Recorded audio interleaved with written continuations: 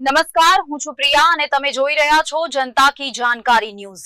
નજર કરીએ આજના સમાચાર ઉપર।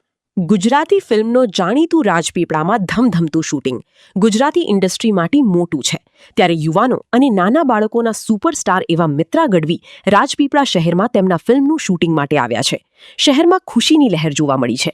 છેલ્લા 20 વર્ષથી હેપી સિંહ અને જયેશ વસાવા લાઇન પ્રોડ્યુસર તરીકે જાણીતા ચહેરો છે। તેઓ ગુજરાતી ફિલ્મને ધગધગતું રાખવા માટે તનતોડ મહેનત કરે છે। તેમનું રાજપીપળા શહેર એમનો ખૂબ આભાર વ્યક્ત કરે છે, લોકોને રોજગાર પણ પૂરો પાડે છે। બોલિવૂડને ટક્કર મારવી કે એના કરતાં વધારે ઇમ્પોર્ટન્ટ મને એવું લાગે છે કે આપણી જે ઓડિયન્સ છે એ ગુજરાતી ફિલ્મોને પ્રાયોરિટીમાં મૂકે છે। હવે એમને એવું છે કે ધારો કે અલગ અલગ ભાષાની ફિલ્મો છે, હિન્દી ભાષાની છે, તમિલ, તેલુગુ, કોઈ પણ ફિલ્મ હોય, એ લોકોએ સૌથી પહેલાં એ કરવાનું ચાલુ કર્યું છે કે ના યાર, આપણે જોવી છે ગુજરાતી ભાષાની ફિલ્મો, આપણી ભાષાની ફિલ્મો થિયેટરમાં જઈને જોવી છે। પ્લસ જ્યારે ફિલ્મ ઓટીટી પર આવે છે તો એ લોકો ફરી જોવે છે। પ્લસ આપણે બહુ ફેમિલી ઓરિએન્ટેડ ફિલ્મો બનાવીએ છીએ, એટલે બધાને એવું છે કે મમ્મી, પપ્પા, બા, દાદા, બાળકો સાથે એ લોકો જોઈ શકે।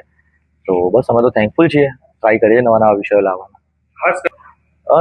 મેઇન હું સબ્જેક્ટ એ રીતે પસંદ કરતો આવ્યો છું પહેલેથી કે જે આખું ફેમિલી જોઈ શકે, કોઈને એવું ના લાગે કે આ થોડું અઘરું છે કે ઓકવર્ડ પડી જાય। ઇવન થ્રિલર, સસ્પેન્સ હોય તો એમાં એ ભાષાનો પ્રયોગ એવો ના હોય કે જે કદાચ ફેમિલી, પેરેન્ટ્સ કે બાળકો ના જોઈ શકે। ઇવન અત્યારે જે ફિલ્મ અમે શૂટ કરી છે એ બી એકદમ કમ્પ્લીટ ફેમિલી એન્ટરટેનર છે કે 5 વર્ષનું બાળક હોય કે 80 વર્ષના દાદા બા હોય, એ લોકો જઈને જોઈ શકે એવી એક ફિલ્મ બનાવીએ છીએ। Thank you.